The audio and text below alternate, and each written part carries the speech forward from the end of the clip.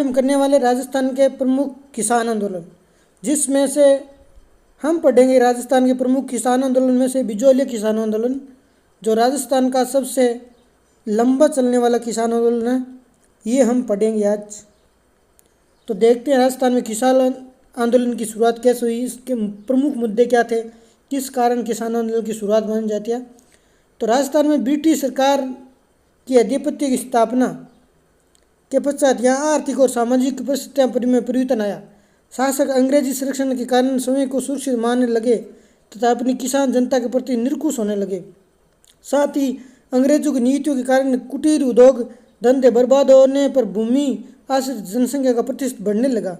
इस प्रकार वह किसानों में असंतोष बढ़ता गया, जिसका परिणाम विभिन्न किसान आंदोलन के रूप में सामने आया। तो सबसे लंबा चलने वाला राजस्थान का प्रमुख किसान आंदोलन बिजोलिया किसान आंदोलन पढ़ते हैं। बिजोलिया किसान आंदोलन पढ़ते हैं। बिजोलिया जो वर्तमान में भीलवाड़ा जिले में स्थित है, मेवाड़ राज्य में प्रथम श्रेणी का ठिकाना था। यह भी पूछा गया कि मेवाड़ राज्य का यह प्रथम श्रेणी का ठिकाना था। इस जागीर की भौगोलिक बनावट इस प्रकार है कि यहाँ के किसान आंदोलन के समय बड़ी सुगमता से पड़ोसी सीमावर्ती राज्यों में पलायन कर सकते थे, क्योंकि बिजोलिया भीलवाड़ा सीमावर्ती राज्यों भौगोलिक बनावट ऐसी है कि यहाँ से किसान मध्य प्रदेश, उत्तर प्रदेश सीमावर्ती राज्यों में पलायन कर सकते थे। यहाँ के अधिकांश लोगों का जीवन निर्वाह कृषि पर आधारित था। कृषकों ने अधिकांश धाकड़ जाति के लोग थे। तो पूछ ले कि बिजोलिया में ज़्यादातर किसान किस जाति के थे, तो ज़्यादातर वहाँ धाकड़ जाति के लोग रहते थे। वे अपने परिश्रम और दक्षता के लिए प्रसिद्ध माने जाते थे। जाति रूप में वे संगठित थे तथा पंचायत व्यवस्था में उनका दृढ़ निष्ठा थी। 1894 में ईस्वी में राव गोविंद दास की मृत्यु के बाद बिजोली ठिकाने के जागीरदार व किसानों के संबंध में विभिन्न कारणों में कटुता आई, जिसका परिणाम था बिजोलिया किसान आंदोलन। गोविंद दास की मृत्यु के बाद जिसका परिणाम था बिजोलिया किसान आंदोलन। तो बिजोलिया किसान आंदोलन की स्थिति देख ली, जो भीलवाड़ा जिले में प्रथम श्रेणी का ठिकाना है। बिजोलिया किसान आंदोलन का दिन तीन वर्गों में या 3 भागों में किया जाता है, यानी इसके चरण थे। तो यह किसान आंदोलन 1897 से 1941 तक चला था और यह 43 वर्षों तक चलने वाला सबसे बड़ा किसान आंदोलन था। यह मेवाड़ का सबसे बड़ा और सबसे पुराना और ज़्यादा समय तक चलने वाला किसान आंदोलन था। यह प्रथम चरण 1897 से लेकर 1915 तक था। इस काल में आंदोलन का नेतृत्व स्थानीय लोगों द्वारा किया गया था। यह पूछा गया आंदोलन का द्वितीय चरण 1915 से आरंभ होकर 1923 तक चला था। आंदोलन का यह काल अत्यंत महत्वपूर्ण था। इस काल में आंदोलन का संचालन राष्ट्रीय स्तर के योग्य और अनुभवी व्यक्तियों द्वारा संपन्न हुआ। यह आंदोलन राष्ट्रीय मरुधारा से जुड़ गया। ये आंदोलन था ना, राष्ट्रीय आंदोलन से जुड़ गया था। तीसरा चरण आंदोलन का प्रभाव काल जो 1941 में समाप्त हुआ था, जो 1923 से 1941 में समाप्त हुआ था। 1897 में बिजोलिया ठिकाना के हजारों किसान एक मृत्यु भोज के अवसर पर गिरधरपुरा गांव में एकत्रित हुए थे। ये किसान आया हुआ है। तो आंदोलन की शुरुआत कहाँ से मानी जाती है, तो 1897 को बिजोलिया ठिकाने के गिरधरपुरा गांव में मृत्यु भोज के अवसर पर एकत्रित हुए थे। यह ठिकाने के अत्याचार व शोषण का संत किसानों ने एक दूसरे से विचार विमर्श किया और निर्णय लिया कि उनके प्रतिनिधि उदयपुर जाकर महाराजा फतेह सिंह से भेंट कर न्याय की पुकार करें, किंतु यह पुकार का कोई परिणाम नहीं निकला। रियासती सरकार द्वारा बनाई निष्क्रियता और उदासीनता से बिजोलिया के शासक को किसान विरोधी नीति अपनाने के लिए प्रोत्साहन मिला। बिजोलिया जागीर का किसान पहले से ही विभिन्न प्रकार की लागों की बोझ से दबा हुआ था। अब 1903 में राव कृष्ण सिंह ने, ये क्वेश्चन इंपॉर्टेंट यहाँ से, तो 1903 में राव कृष्ण सिंह ने बिजोलिया अंचल में एक नया चौरी नामक कर लगाया था। तो चौरी नामक कर 1903 में राव कृष्ण सिंह ने लगाया था। हर व्यक्ति को अपनी लड़की के विवाह के अवसर पर 13 रुपये, कुछ साक्ष्यों में 5 रुपये लिखा था। 13 रुपये था। चौरी कर कितना था जो 1903 में राव कृष्ण सिंह ने बिजोलिया में लगाया था। चौरी कर जो 13 रुपये और कुछ साक्ष्यों में 5 रुपये लिखा था। ठिकानों में जमा करना पड़ता था, नहीं तो शादी नहीं होती। फिर वर के लिए राव साहब के समक्ष उपस्थित होकर नतमस्तक हो आशीर्वाद प्राप्त करना आवश्यक है। इस अपमानजनक कर के लागू करने पर किसानों में रोष व्यापक स्वाभाविक था। किसानों ने इसका मूक विरोध किया। उन्होंने 2 वर्षों तक अपनी कन्या को विवाह नहीं किया। इसके बाद राव ने कुछ नामात्र रियासतें दी, किंतु संतुष्ट होने के बजाय किसानों ने अपनी शक्ति का एहसास अवश्य हुआ। 1906 में राव कृष्ण सिंह का निसंतान देहांत हो गया। उसके स्थान पर उसका निकट का भाई पृथ्वी सिंह बिजोलिया का स्वामी बना। राव कृष्ण सिंह 1903 में चौरी कर लगाया था, जो 13 रुपये था, कुछ शर्तों में 5 रुपये था। 1906 में राव कृष्ण सिंह की मृत्यु हो गई। मृत्यु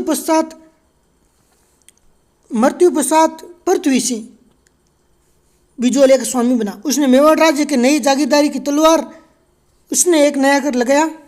पृथ्वी सिंह 1906 में राव कृष्ण सिंह की मृत्यु हुई और 1906 में पृथ्वी सिंह बिजोलिया का स्वामी बना। उसने मेवाड़ राज्य के नए जागीरदार से तलवार बंदई के रूप में ली रकम का भार जनता पर डाल दिया।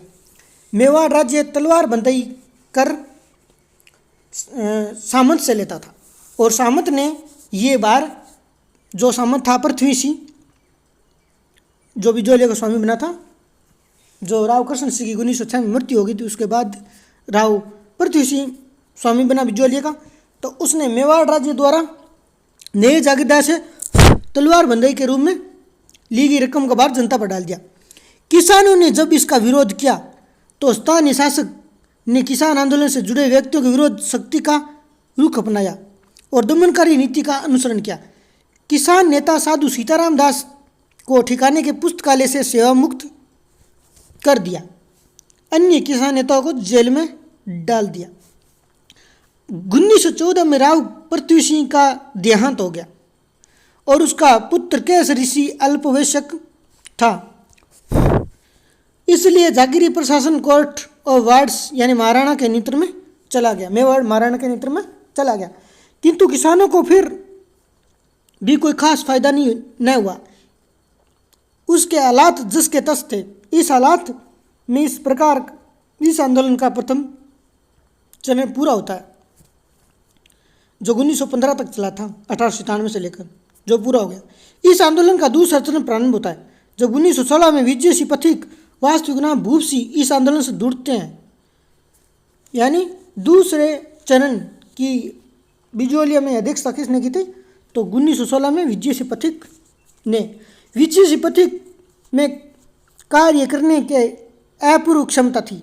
सर्वप्रथम उन्होंने किसानों को सुनियोजित रूप से संगठित किया, आंदोलन को सुव्यवस्थित स्वरूप प्रदान किया।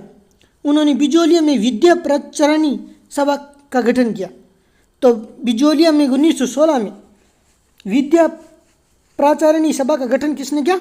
तो विजय सिंह पथिक ने विद्या प्राचारिणी सभा का गठन किया, जिसके तत्वाधान में एक पुस्तकालय, एक पाठशाला और एक अखाड़ा चालू किया। ये राजनीतिक गतिविधियों के केंद्र बने। माणिक्यलाल वर्मा जो इस समय बिजोलिया के ठिकाने में कर्मचारी के पद पर कार्यरत थे, पथिक के संपर्क में आए और उन्होंने पथिक से प्रभावित होकर ठिकाने की नौकरी से अवकाश ले लिया। उन्होंने पथिक जी से विजय सिंह पथिक से आजीवन देश से सेवा की दीक्षा ली और पथिक जी साथ किसानों के संगठित करने के कार्य में जुट गए। इस कार्य में साधु सीताराम दास का भी पथिक को बड़ा सहयोग रहा। विजय सिंह पथिक उपमहाल क्षेत्र में अत्यधिक लोकप्रिय हो गए। वहाँ के निवासी उन्हें महात्मा जी कहकर संबोधित करते थे। उनके आदेशों का पालन करने के लिए वे सदैव तैयार रहते थे। पथिक जी किसानों की दुर्दशा से परिचित हो चुके थे। इस बेहाव स्थिति के निवारण हेतु पथिक ने किसान आंदोलन को सक्रिय बनाने का निर्णय लिया। 1917 में हरियाली अमावस्या के दिन उपरमाल पंच बोर्ड के तत्वाधान में क्रांति का बिगुल बजा दिया। तो क्रांति का बिगुल कब बजा? 1917 में हरियाली अमावस्या के दिन, और उपरमाल पंच बोर्ड के तत्वाधान में बिगुल बजा दिया गया। पथिक जी ने, विजय सिंह पथिक जी ने किसानों को युद्ध का चंदा नहीं देने के लिए आह्वान किया। किसानों ने घोषणा की कि वे बेगार नहीं करेंगे। गोविंद निवास गांव के नारायण जी पटेल ने ठिकाने में बेगार करने से इनकार कर दिया। इस पर ठिकाने के कर्मचारियों ने पकड़ लिया और कैद में डाल दिया। इसकी सूचना मिलने पर किसान पंचायत के आदेशानुसार किसान के जत्थे बिजौली पहुंचे। ठिकाने के प्रशासक भयभीत हो गए। उन्होंने नारायण जी पटेल को जेल से मुक्त कर दिया। किसानों की यह प्रथम विजय थी। पथिक जी ने बिजौलिया किसान आंदोलन को राष्ट्रीय स्तर पर लाने व सहयोग दिलवाने के उद्देश्य से प्रताप समाचार पत्र के संपादक गणेश शंकर विद्यार्थी से संपर्क स्थापित किया। उन्होंने अपने इस पत्र प्रताप में बिजौलिया किसान आंदोलन संबंधी समाचार पत्र देने के लिए एक स्थायी स्तंभ ही खोल दिया। इस प्रचार के फलस्वरूप देशवासियों का बिजौलिया किसान आंदोलन की ओर ध्यान आकर्षित हुआ। पूरे देश में बिजौलिया किसान आंदोलन की गूंज प्रताप नामक समाचार पत्र, जिसके संपादक गणेश शंकर विद्यार्थी थे, उनके द्वारा की गई। महात्मा गांधी ने बिजौलिया किसान आंदोलन संबंधी जानकारी प्राप्त करने के उद्देश्य से पथिक को बम्बई आमंत्रित किया। पथिक जी ने बिजौलिया किसान आंदोलन पर किए जा रहे अत्याचारों का विवरण गांधी जी के समक्ष प्रस्तुत किया। यह क्वेश्चन आया हुआ है, क्या विजय सिंह पथिक जी महात्मा गांधी से मिलने बम्बई गए थे? यह सर यह था, जिससे गांधी जी प्रभावित हुए। गांधी जी ने अपने निजी सचिव महादेव भाई को उपरमाल के किसानों की स्थिति जांच करने के लिए बिजौलिया भेजा। यह भी ऑप्शन था। गांधी जी ने अपने निजी सचिव महादेव देसाई को किसानों की स्थिति जांचने के लिए उपरमाल की किसान स्थिति जांचने के लिए बिजौलिया भेजा। गांधी जी ने इस आशय का एक पत्र महाराणा को भी लिखा। गांधी जी ने बिजौलिया किसान आंदोलन के प्रति नैतिक समर्थन दिया। प्रारंभ में ब्रिटिश सरकार बिजौलिया के आंदोलनकारी किसानों को रियासत देने के पक्ष में नहीं थी। सने सने स्थिति में परिवर्तन आने लगा। अगस्त 1920 में भारत में महात्मा गांधी के नेतृत्व में असहयोग आंदोलन आरंभ हुआ, जो 1921 में भयंकर रूप ले चुका था। ऐसी स्थिति में ब्रिटिश सरकार ने निश्चय किया कि बिजौलिया किसान आंदोलन को तुरंत शांत किया जाए।